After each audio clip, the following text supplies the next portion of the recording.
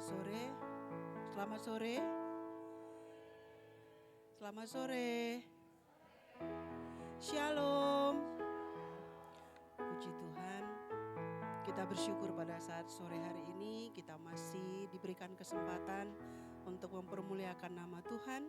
Kita tahu ini semua karena kemurahan Tuhan dalam kehidupan kita. Oke, hari ini tanggal 16 Februari. 2 hari yang lalu Valentine Day gitu ya, diperingati di seluruh dunia. Tapi kita setiap saat dalam kehidupan kita selalu memperingati kasih sayang dari Tuhan Yesus yang luar biasa dalam kehidupan kita. Tidak hanya setiap tanggal 14 aja, tidak hanya setiap hari Minggu saja, tidak hanya hari ini saja. Tapi setiap saat saya percaya kita boleh merasakan kasih sayang Tuhan yang luar biasa sehingga kita dapat memberitakannya juga kepada saudara kita, kepada siapapun yang kita temui dalam kehidupan kita sehari-hari. Situlah kita boleh menjadi berkat tanpa kita sadari di dalam kehidupan kita. Kita akan mulaikan ibadah kita akan nikmati hadirat Tuhan. Saya jemput kita bangkit berdiri, kita nyanyikan pujian kita, kasih Yesus indah dalam hidupku.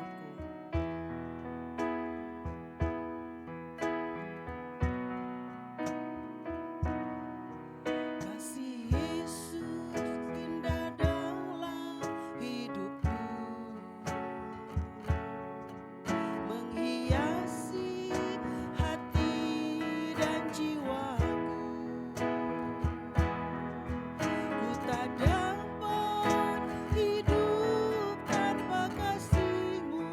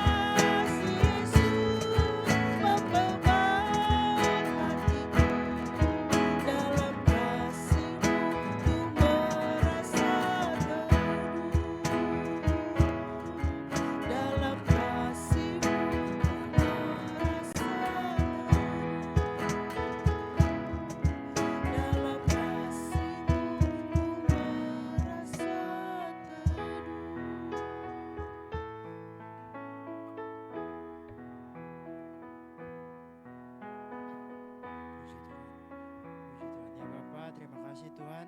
Terima kasih Bapa atas berkat penyertaan-Mu kepada kami Tuhan. Engkau telah tibakan kami semua Tuhan. Dapat berkumpul kembali Tuhan untuk memuji nama-Mu ya Bapa di tempat ini ya Bapa. Terima kasih Bapa untuk segala penyertaan-Mu kepada kami Tuhan sepanjang satu minggu ini Bapa. Dan pada saat ini kami ingin memuji, mengucap syukur Tuhan atas segala penyertaan-Mu kepada kami Tuhan sepanjang hari ini ya Bapa. Biarlah Bapa Engkau sertai kami Tuhan selama kami memuji nama-Mu ya Bapa. Engkau sertai Tuhan dari pemimpin pujian, pemusik, pelayan-pelayan Tuhan dan juga pembawa firman ya Bapa. Engkau sertai kami dan berkati kami Tuhan sepanjang ibadah kami ya Bapa. Terima kasih Bapa. Inilah doa kami Bapa, hanya di dalam saja kami sudah berdoa dan mengucap syukur. Haleluya. Amin. Silakan duduk Bapak Ibu. Puji Tuhan, tanpa terasa sepertinya baru kemarin kita ketemu sore di sini.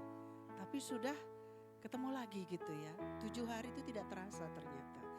Tuhan itu luar biasa dalam kehidupan kita. Kalau kita masih boleh bertemu sore hari ini, Tuhan masih memberikan kita kesempatan untuk beribadah bersama-sama dengan saudara seiman. Kita tahu karena Tuhan sangat mencintai kehidupan kita. Kita akan nyanyikan pujian ini, bertemu dalam kasih-Nya.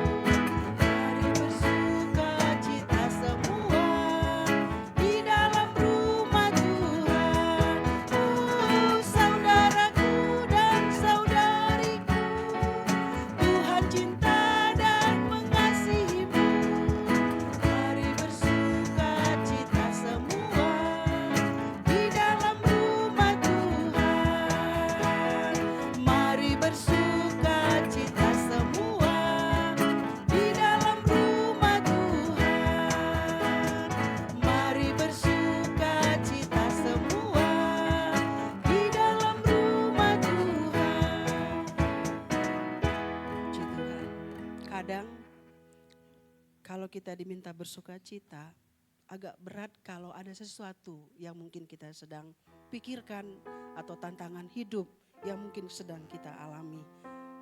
Tapi kadang lewat firman Tuhan itu kita akan dimampukan. Atau lewat puji-pujian yang kita nyanyikan, kita akan dimampukan. Ya, dengan tulus kita akan boleh bersuka cita. Saya minta tolong, coba lihat kiri kanannya, senyum, salaman. Ya, puji Tuhan. Karena kita tahu kita boleh ada sore hari ini, itu semua karena lingkupan kasih Allah dalam kehidupan kita. Sungguh luar biasa kasih Tuhan. Saya jemput kita bangkit berdiri, kita nyanyikan kasih Allah melingkupi saya.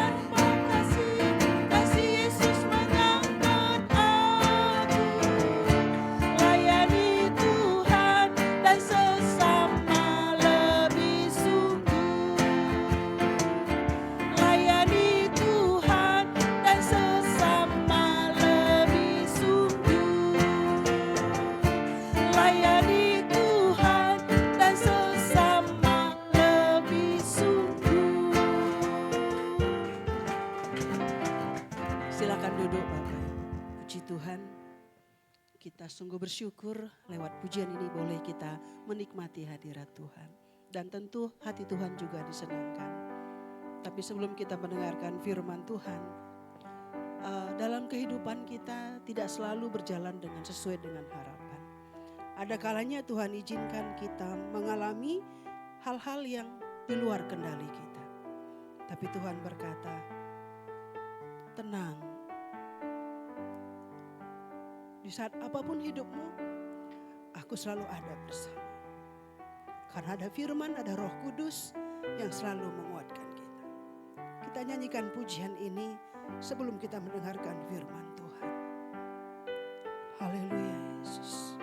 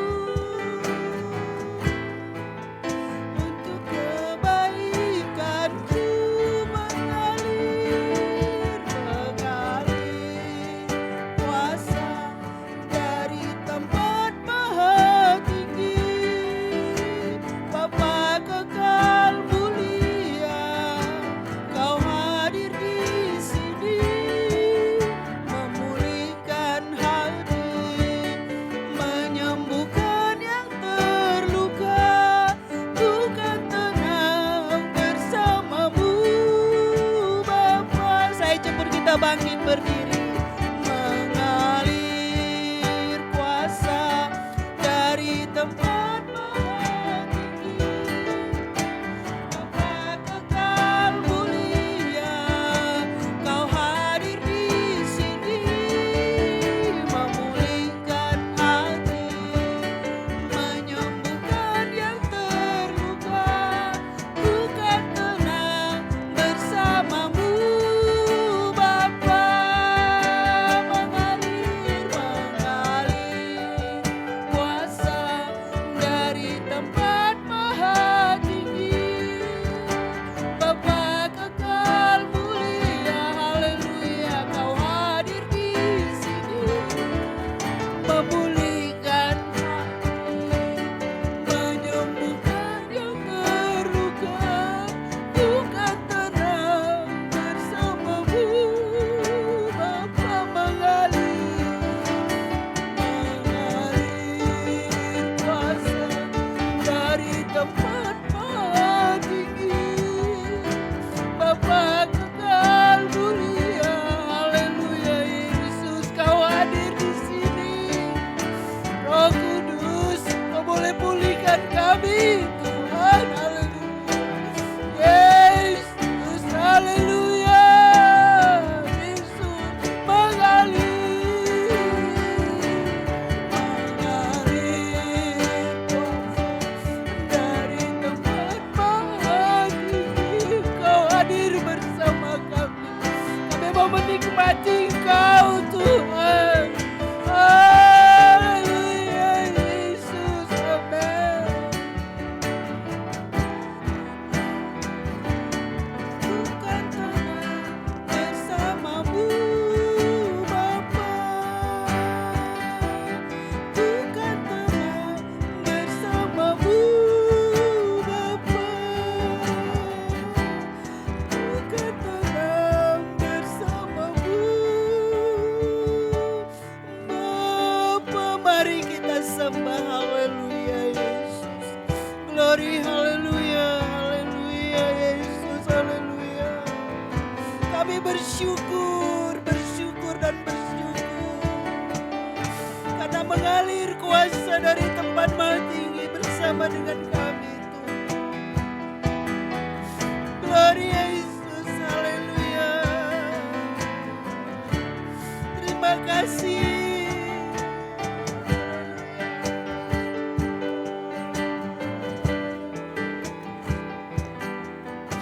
Terima kasih, Tuhan. Haleluya, Yesus. Engkau tahu keberadaan kami, setiap umat-Mu yang hadir di sore hari ini, Tuhan. Seperti apa kami membutuhkan Engkau dalam kehidupan kami. Saatnya kami berserah dengan kuasa-Mu di dalam kehidupan kami, Tuhan. Haleluya, Yesus, haleluya. Glory, haleluya, Yesus, haleluya.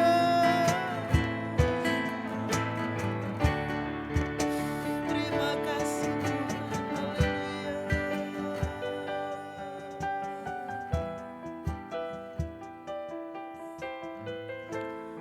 Nyanyikan setengah suara, mengalir kuasa dari tempat. Mengalir kuasa dari tempat maha tinggi. Amin, Tuhan. Amin, Tuhan Yesus. Haleluya, lawati kami lewat firman-Mu, Tuhan. Hanya Engkau yang sanggup memulihkan kami, Tuhan. Haleluya. Yesus, terima kasih, kami bersyukur kami memiliki Engkau. Mengalir kuasa, haleluya.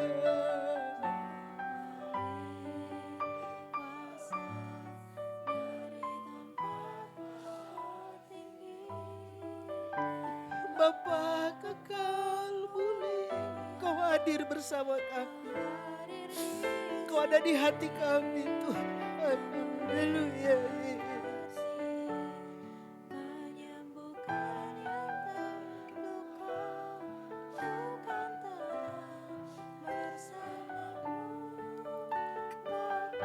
Haleluya, Yesus.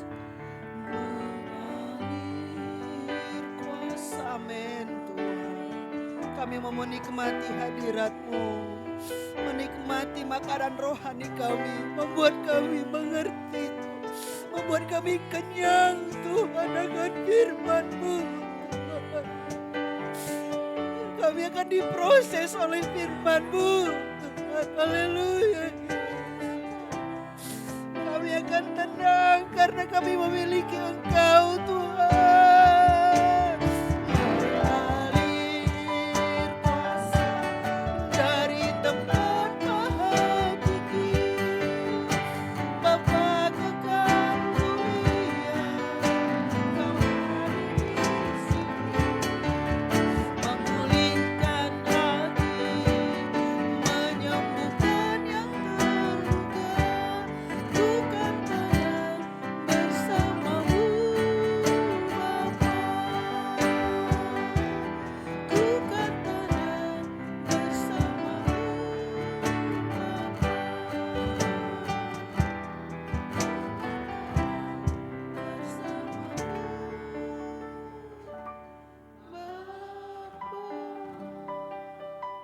Bapa dalam surga, terima kasih buat hadir-Mu dalam kehidupan kami. Terima kasih oleh hadir-Mu di dalam ibadah kami sore hari ini. Kiranya puji-pujian kami sudah menyenangkan hati-Mu, dan kami boleh diberkati dengan setiap kata, setiap kalimat yang kami nyanyikan dengan kesungguhan hati kami. Kiranya lewat pujian, lewat kehidupan kami diproses Tuhan, menjadi semakin indah di hadapan-Mu Tuhan. Hari lepas hari Engkau proses kami Tuhan. Juga pada saat sore hari ini kami akan diteguhkan, diberkati oleh firman-Mu Tuhan, yang akan menjamah setiap hati yang hadir, sehingga hati kami Tuhan akan dibaharui oleh firman-Mu. Kami akan dikuatkan Tuhan. Rahasia-rahasia firman yang luar biasa yang akan kami nikmati sebentar lagi Tuhan Yesus. Kiranya boleh itu memberikan ketenangan. Kalau kami mungkin saat ini ada yang tidak tenang dengan kehidupan kami, firman-Mu yang memberikan kami ketenangan Tuhan, memberikan kami pengharapan dalam kehidupan kami ini. Berkati urapi hamba-Mu yang sudah Engkau persiapkan. Kiranya Engkau pakai hidupnya Tuhan Yesus untuk memberkati jemaat-Mu di tempat ini. Bahkan dimanapun dia berada Tuhan, pakai hidupnya untuk memperluas kerajaan-Mu di permukaan bumi ini. Khususnya di kota Depok ini ya Tuhan. Terima kasih, kami akan duduk manis, duduk dengan tenang, memusatkan pikiran kami fokus akan firman-Mu. Di dalam nama Tuhan Yesus kami sudah berdoa mengucap syukur. Haleluya. Amin. Silakan duduk.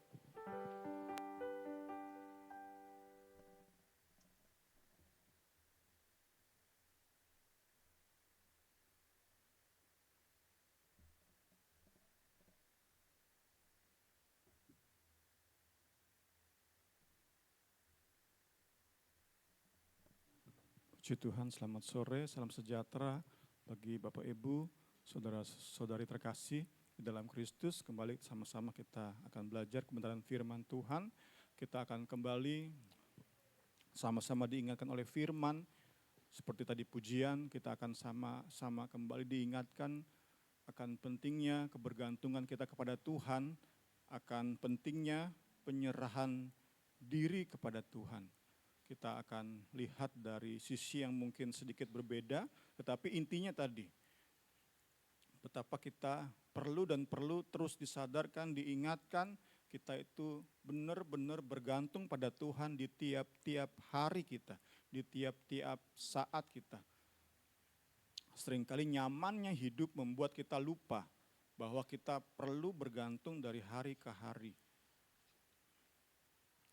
Dari detik ke detik kepada Tuhan. Tetapi kita diingatkan lewat bagian-bagian firman, termasuk pada saat sore hari ini, bahwa kita mau gak mau, jalan hidup ini harus bergantung kepada Tuhan, harus berserah kepada Tuhan, harus punya hubungan yang kontinu, yang dipertahankan, yang berkesinambungan, yang ada terus tiap-tiap hari dengan Kristus sebagai sumber segalanya bagi hidup kita. Tentu kita awali pertama-tama dengan kembali pendahuluan, karena ini merupakan dasar bagi kita. Kita akan terus belajar bagaimana konsep hidup dalam perjanjian baru, bagaimana konsep melayani dalam perjanjian baru, puji Tuhan.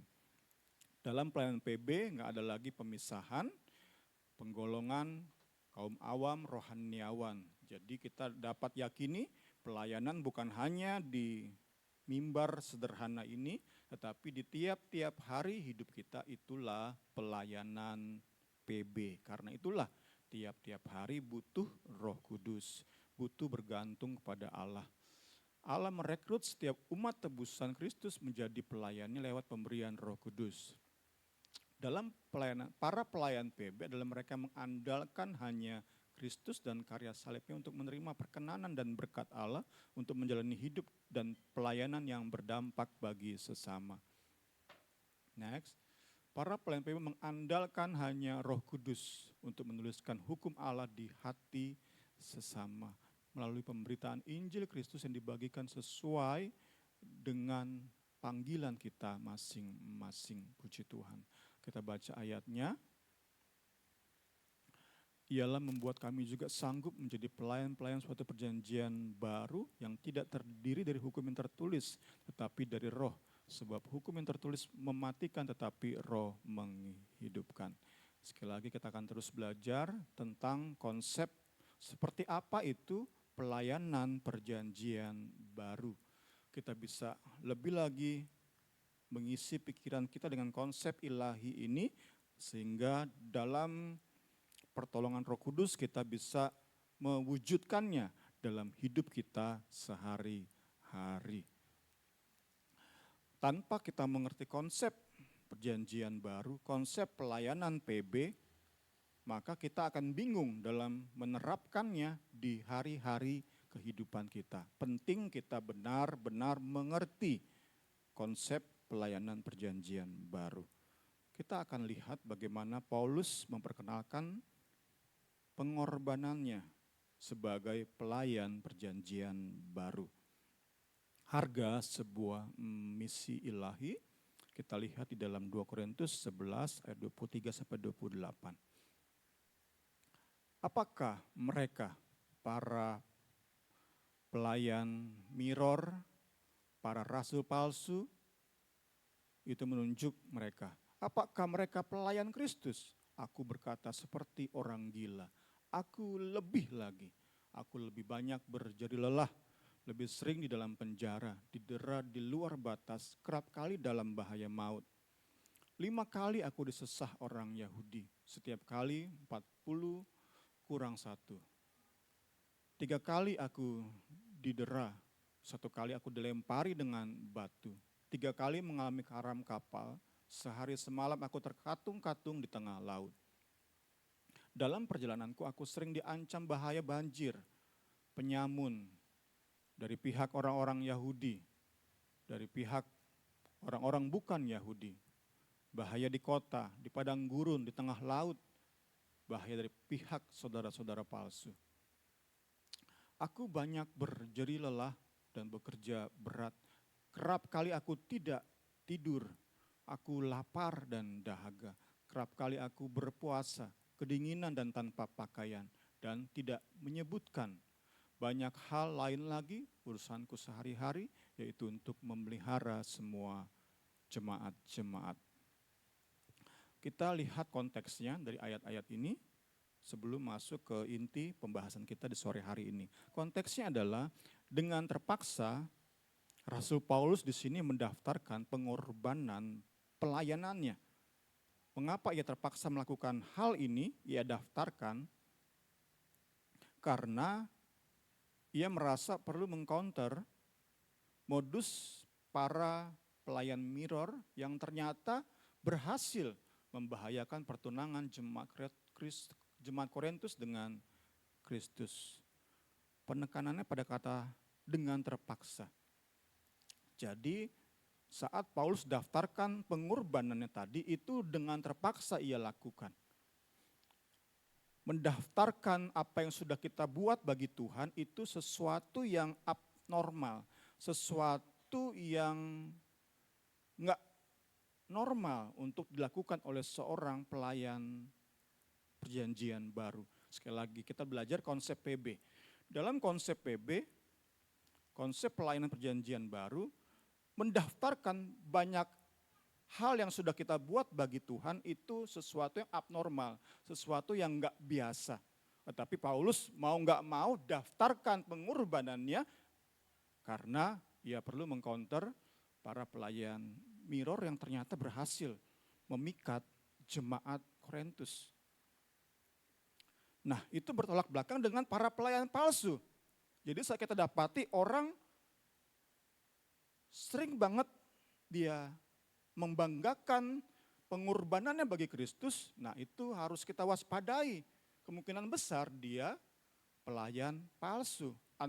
Entah mungkin dia belum mengerti konsep pelayanan PB. Karena tadi kita belajar lewat 2 Korintus, konsep pelayanan perjanjian baru adalah seseorang saat mau mendaftarkan banyaknya pengorbanan yang ia lakukan bagi Kristus, ia akan dalam kondisi benar-benar terpaksa. Seperti halnya dengan Paulus. Tidak demikian dengan para rasul palsu, dengan para pelayan mirror.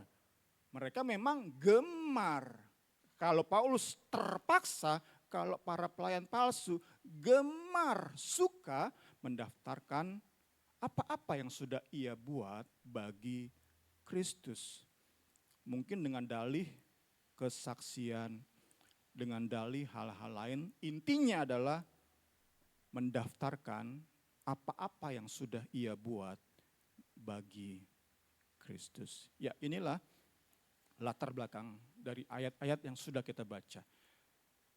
Kita masuk ke bahasan kita sore hari ini. Next. Dalam counternya tadi, belum? Lewat aja tadi. Ya. Dalam melakukan counter tadi, Paulus sesungguhnya juga sedang. Nah, ini inti kita, inti pembahasan kita di sore hari ini. Ia sedang mengungkapkan harga dari sebuah misi. Di khotbah sore hari ini berkaitan erat dengan khotbah minggu lalu dari Budaya ini. Harga sebuah misi. Begitu mahal. Harga yang telah Paulus bayarkan untuk memberitakan Injil bagi bangsa non-Yahudi. Kita bisa daftarkan tadi, ia berjelilah, dipenjara, didera, disesah, dilempari dengan batu, karam kapal, hadapi banjir, hadapi perampok penyamun, di kota dihadapi bahaya dari para perusuh, dari para provokator, dari para preman pasar. Di padang gurun juga ia hadapi bahaya. Di tengah laut ada bahaya, kemudian bahaya dari pihak saudara-saudara palsu. Kemudian ia bekerja berat, kerap kali enggak tidur. Ini berkaitan dengan pilihan Paulus untuk enggak terima PK dari jemaat Korintus, sehingga ia harus kerja keras dengan mencukupi kebutuhan hari-hari dengan membuat tenda. Kita pernah bahas ini juga. Sehingga dia kadang-kadang harus enggak tidur, harus lapar dahaga, harus berpuasa terpaksa, kedinginan, tanpa pakaian, dan lain-lain. Tentu kita kembali diingatkan sesuai dengan bedah buku kita lewat Zoom, bahwa apa yang Paulus alami itu merupakan replika atau pengulangan dari pengorbanan Kristus. Puji Tuhan. Ia menjadi manusia, hidup dalam segala kesederhanaan. Yesus meninggal dengan cara yang mengenaskan. Ia menderita dan mati sebagai manusia terkutuk. Manusia yang menanggung beratnya beban dosa seisi dunia.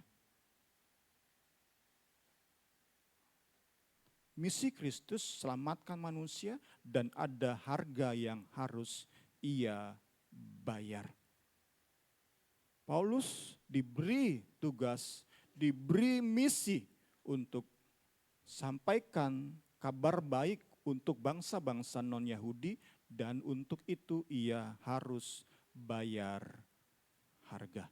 Itu poin pertama. Kita masuk poin kedua, bahwa sumber kekuatan Sumber, dapat kita katakan sumber dana untuk kita bayar harga itu tentu Allah sendiri.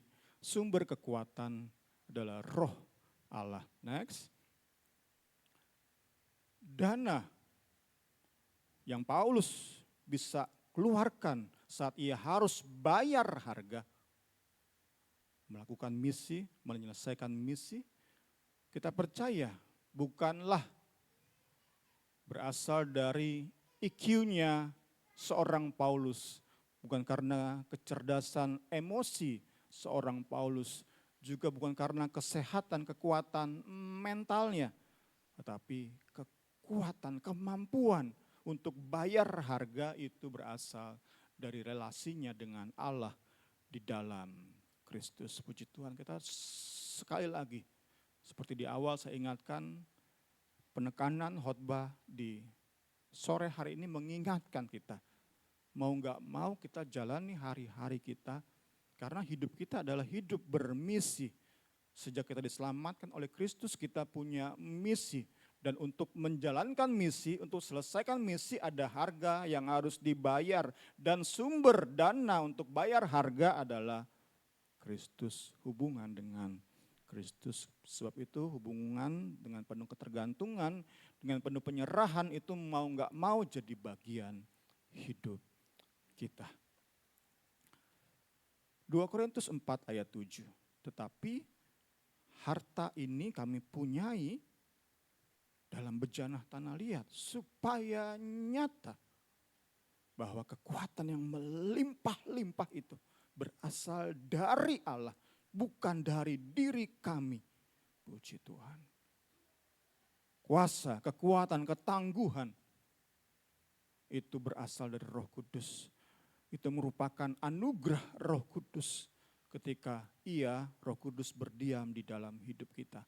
Ketika kita benar-benar bukan hanya lip service, berkata kita bergantung pada Roh Kudus, tetapi di kedalaman hati kita, kita benar-benar terus berkata hari ke hari, aku bergantung kepadamu ya Roh Kudus. Maka kita akan terima kemampuan, kita akan terima dana, kita akan terima harta untuk kita bisa bayar harga dalam menjalani misi yang harus kita selesaikan. Kita orang-orang Kristen sejati yang lahir baru, yang sudah dibeli dengan harga yang mahal oleh darah Kristus, kita terus diingatkan, disadarkan, kita hidup bukan untuk diri kita sendiri, kita punya misi yang harus diselesaikan. Dan hanya Roh Kudus andalan kita. Satu kutipan dari Paul Washer, tidak ada yang namanya hamba Tuhan yang hebat. Great man of God, there's no such thing. Yang ada adalah orang-orang yang lemah, yang patut dikasihani. Orang-orang yang tidak setia, faithless, dari Tuhan yang hebat dan penuh kasih sayang. Paulus contoh nyata. Ia bukan orang sempurna, tetapi hidupnya dirasuk, hidupnya dikuasai sedemikian rupa oleh Roh Allah. Dia katakan dirinya itu bagaikan bejana tanah liat. Tetapi di dalam bejana itu ada harta yang berasal dari Allah sendiri. Sehingga gak terbayangkan mungkin dalam hidup Paulus. Saya belum pernah baca atau sudah, tapi saya lupa mulai umur berapa Paulus melayani sedemikian rupa. Mungkin di masa remaja, masa pemuda, ia gak pernah bayangkan dia akan melakukan hal-hal yang sudah kita daftarkan tadi. Hal-hal yang penuh pengorbanan tadi. Tetapi karena dia sudah ditebus, karena dia ngerti misi hidupnya apa, dan karena ia jalankan oleh kekuatan Roh Kudus, ia bisa dimampukan melakukan hal-hal yang gak pernah ia bayangkan.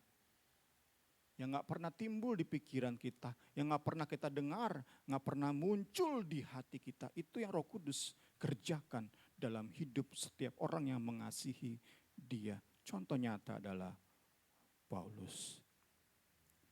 Realita inilah yang membuat Paulus nggak mungkin bisa memegahkan diri. Saat ia bisa bayar harga misi dengan begitu mahal.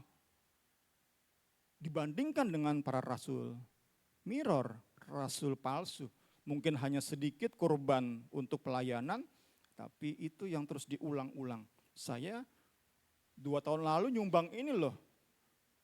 Saya setahun lalu udah berbuat ini loh. Saya pergi ke pedalaman, menginjil di sana. Itu terus diulang-ulang.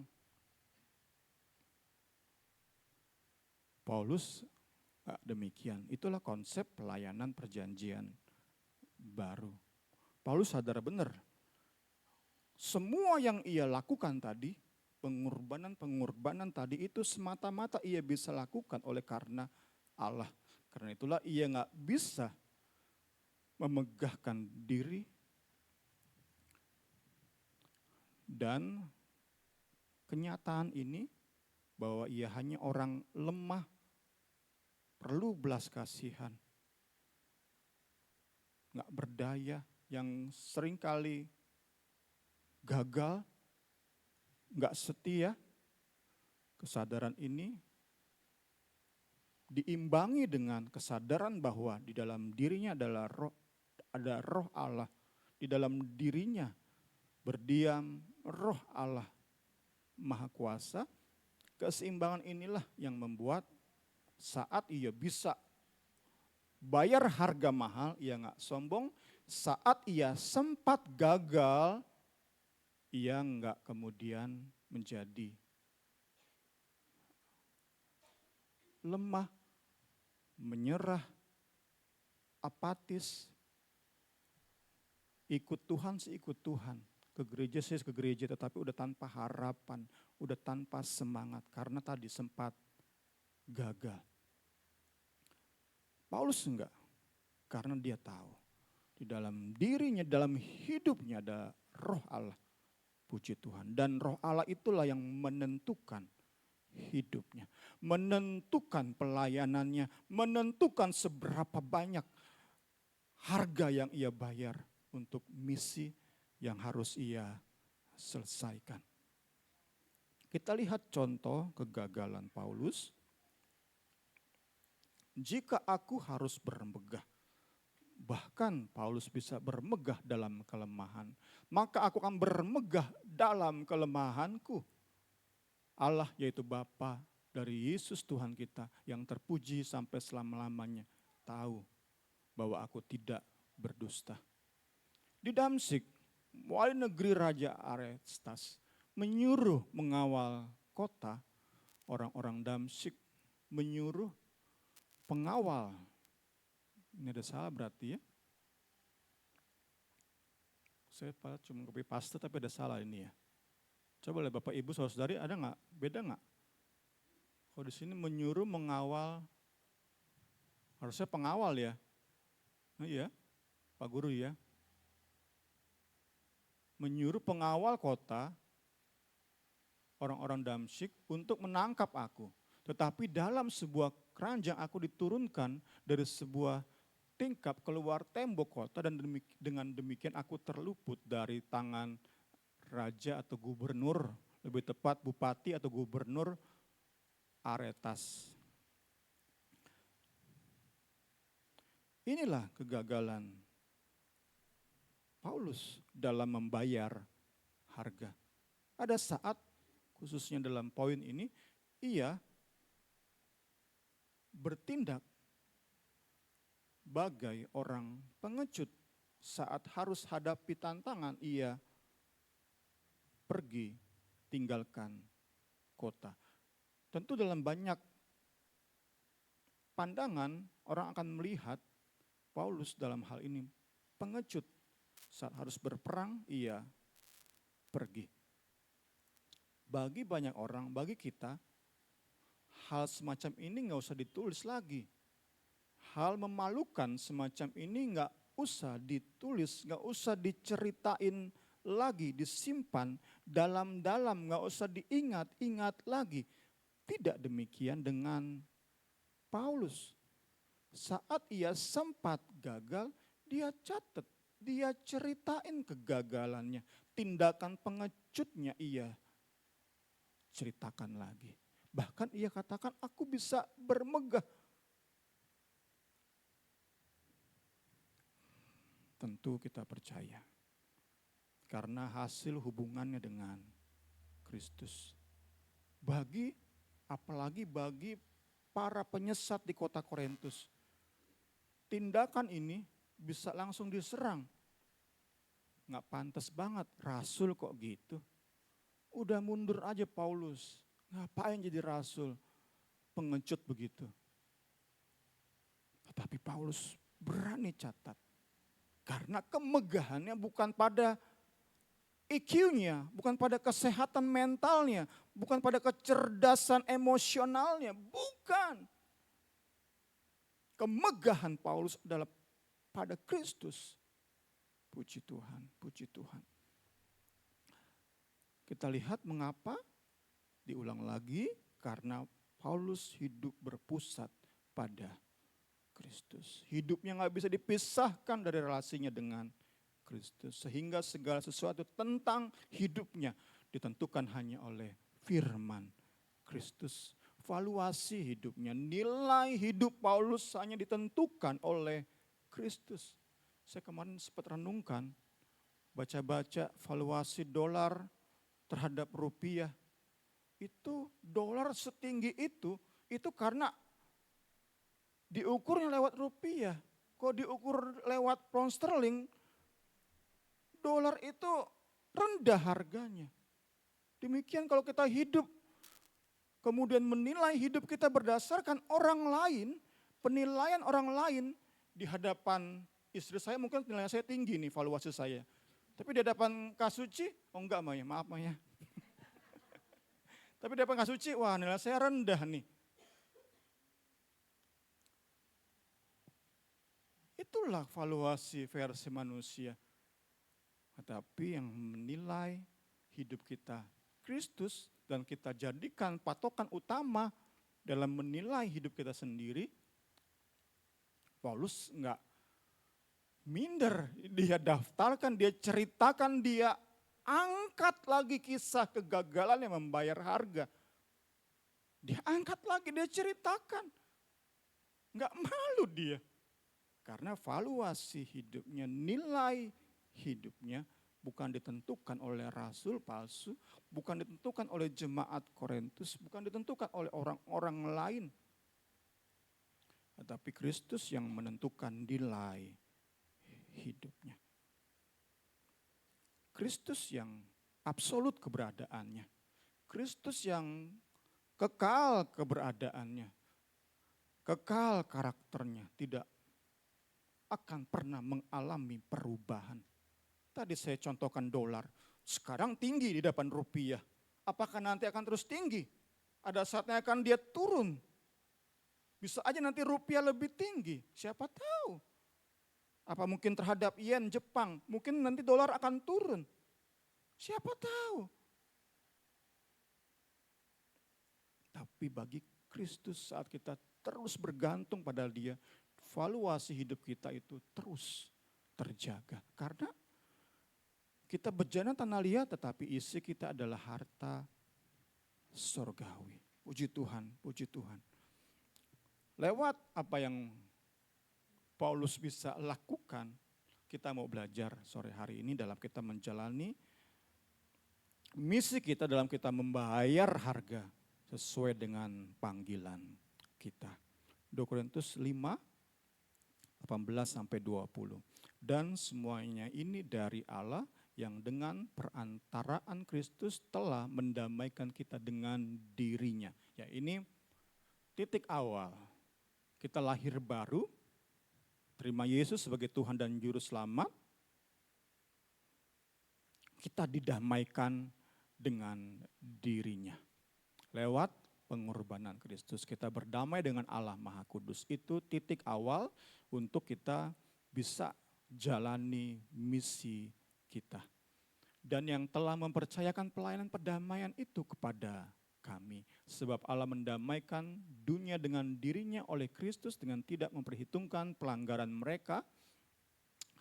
Ia telah mempercayakan berita pendamaian itu kepada kami. Jadi kami ini adalah utusan-utusan Kristus akan Allah menasihati kamu dengan perantaraan kami. Dalam nama Kristus kami meminta kepadamu, berilah dirimu didamaikan dengan Allah. Kita belajar di bagian ini, bukan hanya kepada Paulus dipercayakan misi pendamaian dengan Allah dan pertunangan dengan Kristus, tetapi kepada kita semua Allah mempercayakan berita pendamaian untuk kita bagikan kepada dunia.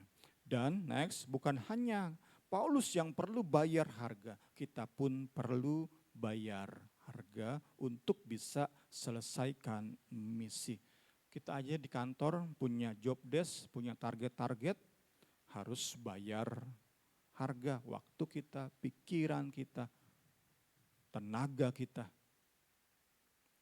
Demikianlah Kristus dalam misinya bayar harga, Paulus dalam misinya bayar harga, kita pun. Setiap orang yang didamaikan dengan Kristus, dengan Allah, kita pun punya misi dan harus bayar harga. Sesuai dengan panggilan kita. Terus diingatkan, seperti di awal tadi, kita semua adalah pelayan perjanjian baru. Kita yang sudah didamaikan dengan Allah, kita semua pelayan perjanjian baru dan kita punya panggilan masing-masing. Kita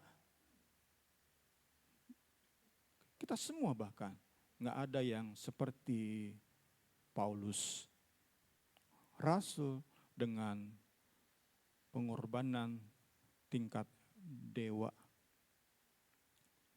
Tetapi bukan berarti kita kemudian minder karena kita nggak bisa lakukan seperti yang Paulus lakukan, kemudian kita nggak buat apa-apa, kita apatis. Bukan seperti itu. Karena kita ngerti bahwa kita punya panggilan masing-masing, kita tahu panggilan kita, misi kita, dan kita tahu seberapa harga yang perlu kita bayar. Yang jelas kita harus bayar harga. Tetapi bukan dengan kekuatan kita. Dana untuk bayar harga tersebut adalah hasil hubungan kita dengan Kristus. Belajar dari Paulus, kita diingatkan pada realita bahwa kemampuan membayar harga misi sangat ditentukan oleh hubungan kita dengan Kristus. Paulus benar-benar mengingatkan kepada kita semua yang ia lakukan tadi, pengorbanannya tadi, itu enggak terpisahkan dari hubungannya dengan Kristus. Semua dilakukan dengan cinta kepada Kristus, dengan syukur kepada Kristus, dengan tanda kutip utang budi kepada Kristus. Ia tahu hidup dia hanya oleh Kristus. Karena itu dia bisa tadi. Dalam segala pengorbanannya ia enggak sombong, dalam kegagalannya ia enggak menjadi lemah dan menyerah. Ini bisa kita alami. Sesuai dengan panggilan kita, kita bisa alami. Kita yakin Paulus bisa oleh roh yang sama, kita pun punya roh yang sama. Yang ada dalam hidup Paulus, yang memampukan Paulus, kita punya roh yang sama. Tinggal penyerahan kita, tinggal ketergantungan kita. Kita perlu yakinkan, pengorbanan kita itu berasal dari hubungan indah dengan Kristus. Saat kita berkorban untuk pelayanan, berkorban untuk doa, untuk gereja, berkorban untuk persekutuan doa, kurban-kurban kita, kurban waktu, kurban tenaga, kurban harta, kurban pikiran, itu perlu kita pastikan keluar dari hati yang connect dengan Kristus, punya hubungan erat dengan Kristus, yang merasakan hangatnya cinta Kristus. Sehingga saat kita lakukan pengorbanan kita, kita enggak merasa tawar hati. Contohnya, saya minta dijemput karena istri saya ini termasuk sering jalan dia ya. Kalau saya di rumah aja, dia sering jalan, kemana-mana jalan dia. Ketemu siapa, jemput di stasiun misalnya. Kalau saya nggak dengan cinta, bawaannya mukanya beda, pas udah dijemput ngomel-ngomel, itu kan nggak dengan cinta kan? Kalau dengan cinta, sampai di stasiun mungkin masih lama nunggunya, baru datang istri saya tercinta ini, saya tetap bisa senyum. Walaupun idealnya itu mah ya, kenyataannya nggak begitu.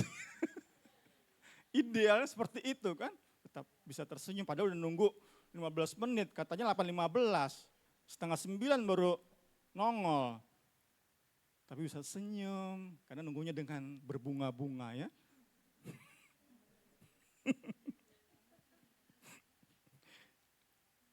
Itu kiranya menjadi refleksi bagi kita sama-sama, perenungan bagi kita sama-sama. Mengingatkan kepada kita saat apa yang kita lakukan tidak dengan cinta kepada Kristus, itu 1-2 kali it's okay. Tetapi saat itu berulang, wah bahaya banget Bapak Ibu Saudara-saudari. Kalau kita bisa bayar harga tanpa cinta, kita akan sombong, udah pasti. Karena kita keluar dari hati yang mengandalkan diri sendiri, kita sombong, udah pasti. Kita akan banggakan. Ma, saya kemarin jemput stasiun loh. Udah lama-lama saya nunggu loh, Ma. Diinget terus tuh. Udah setahun diinget lagi. Tapi itulah kenyataan banyak pelayan yang ngerti konsep PB. Yang ngerti konsep perjanjian baru, diulang-ulang terus pengorbanannya yang di zaman dahulu. Diulang-ulang lagi. Ya karena yang dilakukan dahulu nggak dengan cinta, dengan terpaksa, dengan kekuatan sendiri. Kita diingatkan oleh bagian-bagian kita ini. Kita perlu pastikan sama-sama Bapak Ibu Saudara-saudari, pengorbanan kita itu bersifat organik, bukan mekanik, bukan sesuatu yang dipaksakan, sesuatu yang instan, sesuatu yang didorong oleh mesin. Enggak. Organik. Seperti halnya pohon. Pelan-pelan, tapi karena dia subur, bertumbuh dan hasilkan buah. Itulah kehidupan kita di dalam Kristus. Itulah pelayanan perjanjian baru. Puji Tuhan, puji Tuhan. Kita percaya saat sebaliknya pengorbanan kita itu sesuatu yang dipaksakan, itu pasti mengecewakan hatinya. Istri saya saat kemudian saya jemput dan saya ngomel-ngomel, maka istri saya akan bilang dalam hati, mending gak usah jemput. Bener gak Bapak Ibu Saudara-saudari? Bener ya? Mending gak usah melayani aku, kata Tuhan. Ngapain kok melayani tapi dengan kekuatan sendiri? Ngapain melayani tidak dengan cinta kepadaku?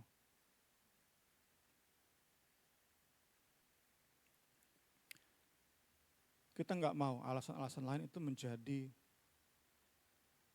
dasar untuk kita bayar harga. Atau sumber dana untuk kita bayar harga. Aturan manusia, semangat persaingan sesama pelayan, sesama pendeta, dan lain-lain sebagainya. Atau enggak tadi ya, karena belum paham konsep pelayanan PB, sehingga kita salah dalam motivasi membayar harga. Kita enggak mau, puji Tuhan. Next, dalam hubungan yang benar dengan Kristus, maka pengorbanan kita maksimal oleh karena cinta, dan saat gagal membayar harga, kelemahan tersebut membuat kita belajar dan kita akan disadarkan betapa perlunya kita bergantung pada Tuhan. Paulus aja gagal, Paulus aja sempat gagal. Paulus itu loh apalagi kita akan banyak temui kegagalan untuk bayar harga, tetapi kiranya itu bukan sesuatu yang membuat kita lemah, langsung menyerah, langsung apatis. Tuhan Yesus tolong dan tolong kita semua. Kegagalan kita dalam menjalani hidup ini, dalam menjalani hidup bermisi ini, itu enggak membuat kita putus asa. Kita bangkit lagi, menjadi pribadi yang lebih baik. Puji Tuhan, karena ada roh Allah di hidup kita. Dan kita semakin bergantung, berserah kepada Dia. Puji Tuhan, kita mau melihat bagian terakhir. Saya mau kasih contoh dalam rumah tangga. Puji Tuhan. Bahkan kita percaya dimulai dari rumah tangga. Yang terkecil adalah suami istri. Kita mulai dari situ, kita akan bisa bayar harga kepada pelayanan yang lebih luas. Demikian juga kamu, hai istri-istri, tunduklah kepada suamimu supaya jika ada di antara mereka yang tidak taat kepada firman, mereka juga tanpa perkataan dimenangkan oleh kelakuan istrinya. Kelakuan istrinya tunduk kepada suami, ini dasarnya cinta, bukan hanya kepada si suami, tetapi kepada Kristus. Ini tentang misi, ayat ini tentang misi. Istri yang didamaikan dengan Kristus punya misi di hidupnya untuk bawa suaminya yang gak taat pada firman, yang gak percaya pada Kristus, lewat hidupnya, lewat hidup yang bermisi dan mau bayar harga, bisa memenangkan suaminya tanpa perkataan bahkan. Lewat kelakuannya, lewat penundukan diri istri kepada suami. Ini mungkin gambaran paling sederhana tentang membayar harga misi sebuah panggilan. Gak semua kita seperti Paulus, hanya mungkin seorang ibu rumah tangga, seorang istri dari suami yang perlu dimenangkan. Tetapi saat si istri mau bayar harga, suami dimenangkan. Mungkin gak sebanyak Paulus menangkan jiwa, tetapi satu jiwa diselamatkan oleh istri yang menjalankan misi satu surga. Seluruh malaikat bertempik sorak menyambut datangnya. Seorang suami yang dimenangkan oleh seorang ibu rumah tangga. Sekali lagi tadi 1 Petrus 3 ayat 1 itu mungkin gambaran paling sederhana tentang hidup yang bermisi, membayar harga dan selesai misi tersebut.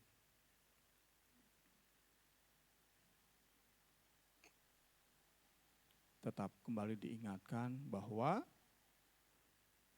suami dimenangkan pekerjaan Roh Kudus. Kembali di awal, Bapak Ibu Saudara harus terus ingat, bukan karena istri hanya menjadi alat, tetapi Roh Kudus yang memenangkan si suami.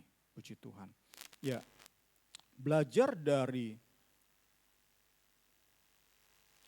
membayar harga misi di lingkup yang kecil, kita mau menjalani hidup yang semakin berdampak demi Kristus dengan jangkauan yang lebih luas. Dalam lingkup yang terkecil, objek misi kita suami atau istri kita. Diperluas sedikit orang tua, anak. Diperluas lagi tentu tetangga, teman sekolah, teman kantor, atasan, bawahan, rekan kerja, dan lain-lain sebagainya. Next, kita melayani pasangan hidup bukan hanya karena cinta kita kepadanya, tetapi terutama karena cinta kita pada Kristus. Lagi dan lagi diingatkan pentingnya hubungan dengan Kristus. Ketergantungan, penyerahan, itu mau gak mau diingatkan lewat tadi puji-pujian, lewat juga khotbah di sore hari ini. Mau nggak mau, kita hanya bisa bayar harga karena hubungan kita dengan Kristus. Suami istri kita akan menerima berkat-berkat ilahi melalui hidup kita.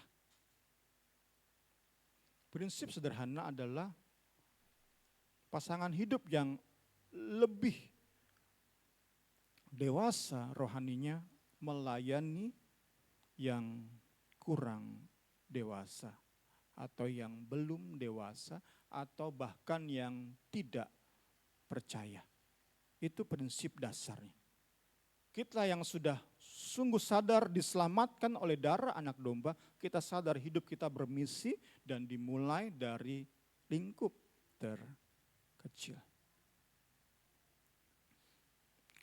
Kita mau benar-benar melayani. Saya masuk kepada contoh-contoh yang simple tetapi kiranya bisa memperluas wawasan kita. Istri saat berkata melayani suami demi Kristus, saya katakan melayani dalam konteks bermisi, maka si istri bukan hanya sekadar melayani itu nyediain makan, melayani di tempat tidur, bukan seperti itu. Itu semua orang lakukan. Istri-istri yang tidak diselamatkan, istri-istri yang tidak berdamai dengan Allah juga melakukan hal itu. Kita saat berkata kita melayani suami kita, tentu ada hal-hal yang lebih dari itu. Saya mungkin bisa kasih 4S sebagai awal. Senyum, sapa, sentuh, dan senda gurau. Mungkin ada mau nambahin mah? Kak Suci ada nambahin. Kok bisa pakai huruf S biar seru? Seru. Senyum, pagi-pagi senyum, sapa, mama cantik. Kemudian sentuh, peluk. Kemudian apa? Senda gurau ya, bercanda sedikit-sedikit. Apalagi hari Valentine-nya. Tadi Niar bawa bunga buat apa Niar tadi ya? Hari Valentine, kasih apa mah? Nggak dikasih apa-apa ya. Saya ternyata kurang romantis. Sedih ya.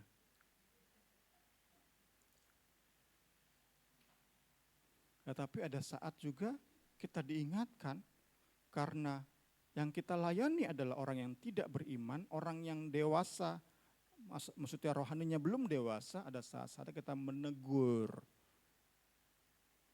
mengingatkan, mengajari suami kepada istri atau istri yang lebih dewasa kepada suami, semua dengan lemah lembut, semua dengan kasih. Itu kan hal-hal dasar yang perlu kita sadari nih. Katanya kita mau bermisi dimulai dari rumah tangga. Tapi hal-hal sederhana tadi enggak kita mau lakukan. Berpuas dengan ya udah yang penting saya sediain makan, sediain minum, saya layani tempat tidur. Tentu kita enggak ingin seperti itu. Kita mau bayar harga. Hasil dari hubungan kita dengan Kristus.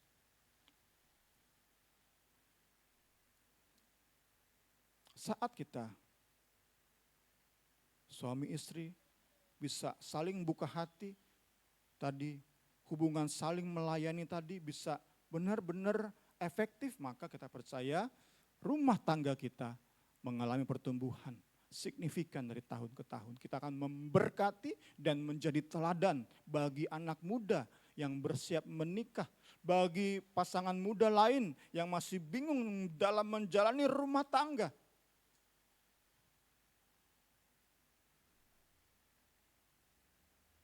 Tuhan Yesus tolong kita semua, puji Tuhan. Nah, kita lihat sisi sebaliknya.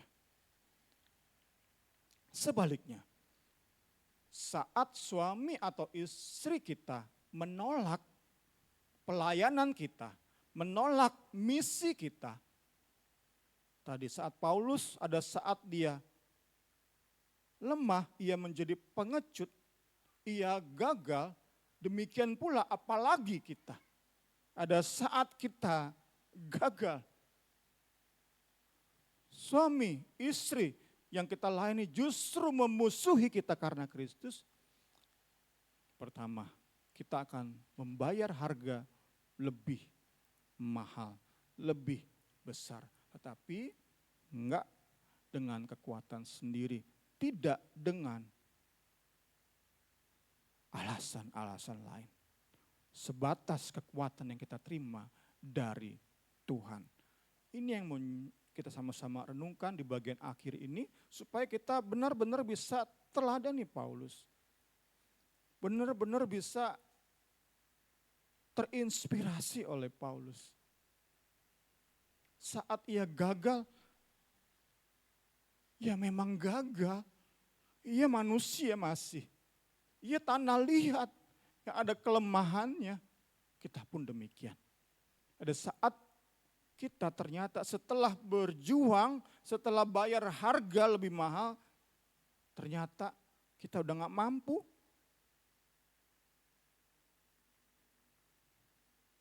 Kita gak takut untuk berpisah. Tentu hal-hal ini akan menimbulkan kontroversi, pro kontra. Kita lihat ayatnya. Tetapi apabila suami atau istri yang bukan Kristen itu ingin berpisah, biarkanlah mereka pergi. Dalam hal seperti itu, janganlah suami atau istri yang beriman itu memaksa teman hidupnya untuk tetap tinggal. Sebab Allah ingin supaya saudara-saudara hidup rukun dan damai. Sebab sebenarnya tidak ada jaminan bagi si istri bahwa suaminya akan menjadi Kristen kalau ia tinggal. Demikian pula bagi si suami mengenai istrinya. Atau dengan kata lain kita katakan, ada hal-hal yang gak bisa kita kontrol. Memang ada hal-hal yang gak bisa kita kontrol. Setelah kita berjuang habis-habisan, hasil hubungan erat kita dengan Kristus, dengan cinta kepada Kristus kita layani sedemikian rupa suami atau istri kita. Ada saat kita udah gak mampu, kita jangan berkata, saya takut dikatain orang lemah, dikatain orang gak punya iman, ya udah saya paksain. Padahal kita layani suami semua karena terpaksa. Udah gak ada cinta di situ. Menyedihkan. Kita belajar tentu hal-hal sekali lagi hal-hal semacam ini menimbulkan pro kontra. Kita mau belajar dan belajar. Masing-masing orang berbeda kekuatannya. Sebab itu kemarin saya reply ya, Pak Guru kasih itu ya di WA Pak Guru ya, tentang ada orang-orang pengen keluar negeri karena negara kita ini makin kacau, anak-anak muda pengen keluar negeri. Ada memang ternyata yang gak kuat. Masing-masing orang berbeda. Kekuatan iman orang per orang berbeda. Gak semua bisa dipaksakan. Gak semua bisa, contoh seperti istri dari seorang bapak yang kemarin Bude Yeni interview dalam live TikTok. Si istri udah disetrika ya Bude ya, oleh si suami masih bertahan. Akhirnya si suami diselamatkan. Tetapi tadi berdasarkan tadi, gak semua seperti ibu tadi. Itu semua hasil pergumulan kita dengan Tuhan, ketergantungan kita kepada Tuhan, penyerahan kita kepada Tuhan, hubungan indah kita dengan Tuhan. Puji Tuhan, segala hormat, kemuliaan Tuhan. Sekali lagi kita gak mau lewat pembelajaran ini hanya supaya jangan terlihat lemah, kemudian kita tetap jalani rumah tangga, tetapi udah ancur-ancuran. Di luar masih seperti suami istri, tetapi di rumah udah kayak neraka, udah kayak kucing dan anjing.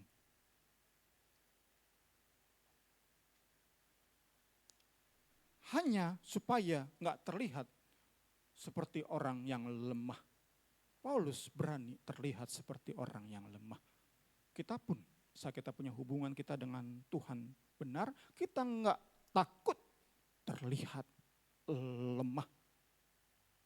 Kita bisa mulai dengan saat kita mulai nggak kuat hadapi suami atau istri, anak atau orang tua, kita cerita ke sesama saudara seiman. Kita minta doa, minta bantuan. Sekali lagi, lewat bagian ini kita diingatkan, jangan hanya karena supaya terlihat terus kuat, kita terus jalani rumah tangga kita. Enggak, kita enggak mau seperti itu. Paulus aja enggak takut terlihat lemah. Kita pun enggak takut. Orang mau katakan apa, kita enggak takut. Kita cerita, aku hadapi suamiku enggak kuat. Aku hadapi istriku enggak kuat. Cerita ke orang-orang yang bisa dipercaya. Orang-orang yang bisa kasih nasihat. Orang-orang yang bisa berdoa untuk kita. Jangan hanya karena ingin terlihat kuat, kemudian kita menjalani hidup kita, rumah tangga kita dengan hal-hal yang seperti tadi. Saya ingin kasih contoh ekstrim. Di Amerika Serikat ada sepasang suami istri, suaminya melakukan KDRT kepada istri, dan juga mulai melecehkan anak gadisnya. Tetapi karena si suami ini majelis, untuk jaga nama baik gereja, maka pimpinan gereja memaksa si istri untuk tetap setia pada suami. Hal-hal seperti ini kita ingin jauhi dari persekutuan kita. Intinya kita diajak jangan takut untuk terlihat lemah. Kita semua bejana, tanah liat, kita lemah. Puji Tuhan, puji Tuhan. Penutup, maaf ada satu lagi ya. Mengapa? Karena hidup kita berpusat pada Kristus. Kita enggak dapat dipisahkan dari relasi dengan Kristus. Segala sesuatu tentang hidup kita ditentukan hanya oleh firman Kristus. Penutup, apa panggilan kita? Kemana ia mengutus kita? Mari kita jalankan misi kita masing-masing dan bayar harganya. Berbeda-beda wujud harga yang kita bayar. Tadi istri mungkin hanya dengan hasil doa bergumul setiap pagi, sapa suami, senyum bagi suami, bercanda ringan kepada suami. Hasil hubungan dengan Kristus dipraktekkan layani suami. Itu mungkin bayar harganya bagi si istri. Kita punya panggilan masing-masing, tetapi kita punya satu sumber, Allah di dalam Kristus. Hidup ini adalah misi. Kita semua bermisi sejak kita diselamatkan oleh anak domba. Dalam misi ada harga yang harus kita bayar. Ada harga. Kita ingat itu. Saat kita belum bayar apa-apa, kita sedang jalani hidup untuk kita kok. Bukan untuk Kristus, enggak. Saat hidup untuk Kristus pasti bayar harga. Dan mau enggak mau kita punya hubungan yang benar dengan Tuhan. Karena hanya dalam hubungan yang benar itu kita bisa bayar harga. Nah, dalam hubungan yang benar dengan Tuhan ini mau enggak mau kita sadar kita butuh banget firman-Nya. Kita butuh saudara seiman, persekutuan saudara seiman. Kiranya firman Tuhan memberkati kita. Maaf overtime-nya. Saya undang pemain musik dan singer. Kita nyanyikan pujian hanya dekat kasih-Mu Bapa. Jiwaku tentram, puji Tuhan. Kita rindu lewat hidup yang diperkenan oleh Tuhan, yang punya hubungan benar dengan Tuhan. Hidup kita itu mengalirkan kehidupan. Puji Tuhan, mengalirkan air kasih, mengalirkan lewat hidup hari-hari kita, lewat pelayanan kita, ada kehidupan mengalir, ada air kehidupan mengalir. Saya undang kita berdiri.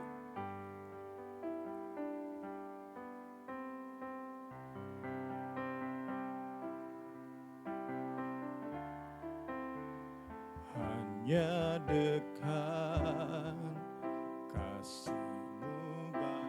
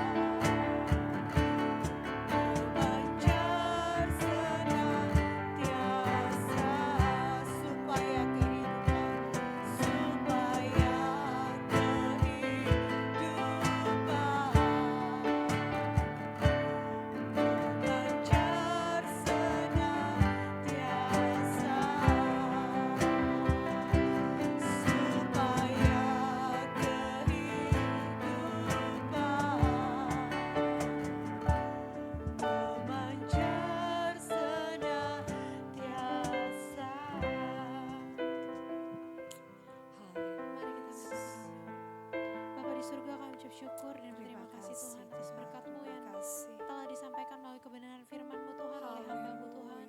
Kiranya Kau pakai hamba-Mu lebih lagi Tuhan, Kau urapi Tuhan dalam pelayanannya. Apapun yang dikerjakan yang Kau jadikan berhasil Tuhan. Tuhan, Kau berkatilah Tuhan agar firman-Mu Tuhan dapat bertumbuh di tanah hati kami Tuhan. Juga Tuhan, kami sebentar akan memberikan korban persembahan Tuhan. Biar kiranya Tuhan Kau memberkati kami berlipat kali ganda Tuhan. Di dalam nama Tuhan Yesus Kristus kami serahkan rangkaian ibadah kami selanjutnya ke dalam tangan-Mu. Engkau berkati tangan-tangan yang memberikan persembahan padamu Tuhan. Di dalam nama Tuhan Yesus Kristus kami sudah berdoa dan mengucap syukur. Haleluya, amin. Puji Tuhan, silakan duduk. Kita akan memberikan persembahan. Kita akan menyanyikan lagu Bertemu Dalam Kasih-Nya.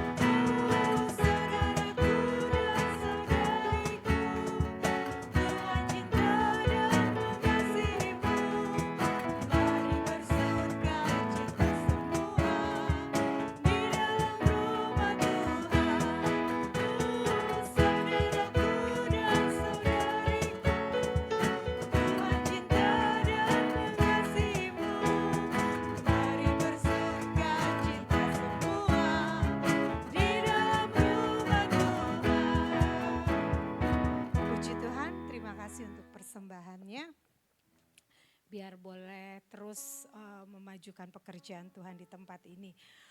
Pengumuman hari Rabu ada doa puasa di tempat ini jam 6 sore.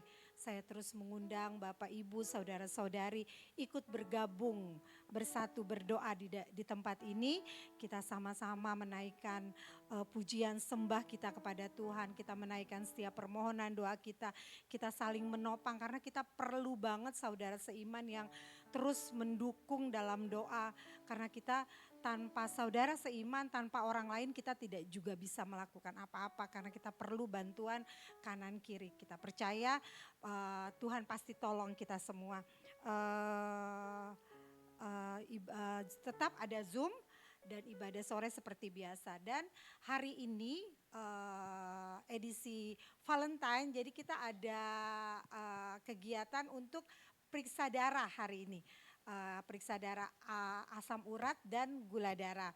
Nah, karena kita akan berulang periksa darah karena kita punya alatnya. Jadi saya tidak menentukan berapa bayarnya, tapi saya akan sediakan kotak seberapa aja mau kasihnya. Karena untuk kita akan beli lagi yang buat periksanya gitu loh. Tapi kalau misalnya hari ini saya nggak bawa, nggak apa-apa, nggak harus bayar juga, itu aja. Puji Tuhan, kita akan tutup ibadah kita saat sore hari ini. Saya undang bangkit berdiri, kita akan nyanyikan lagu Ku Bersyukur Buat Kasih Tuhan.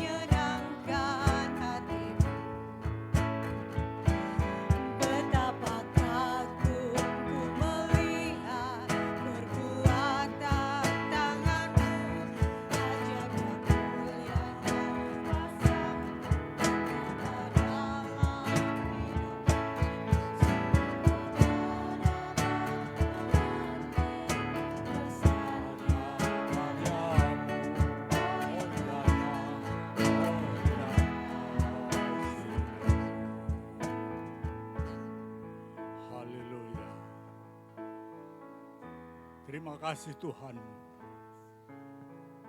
Kami bersyukur buat kebaikan kemurahan-Mu.